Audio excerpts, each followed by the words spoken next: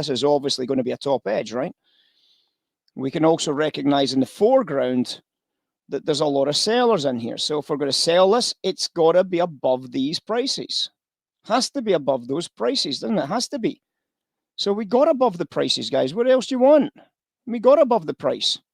We got a very strong buy-side delta, which effectively created this pin candle. No shit, Sherlock.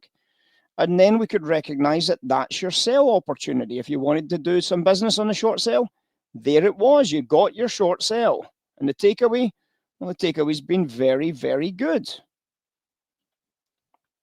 There wasn't any probability in it. There was a bearish probability, but it wasn't like 90%. It was a bearish probability, but that's all we had was a slight bearish probability on it. But the swap traders were starting to buy the swaps. Sell-side calendar spread. So you saw the opportunity to deal, you saw the auction, and you dealt at the right price.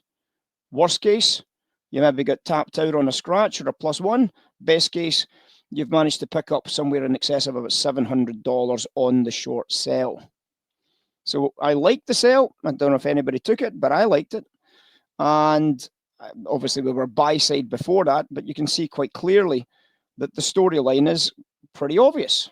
You can see the storyline. The buy trade at the bottom was very, very obvious here. The RGL price is known to us at the top edge here. The calendar spread was diverging into the high price here. Sell side only business. Perfect trade, perfect outcome. Are you the human equivalent of a participation award today, guys? In other words, are you standing watching these like an absolute doof? Or are you actually dealing? Get bloody dealing, guys.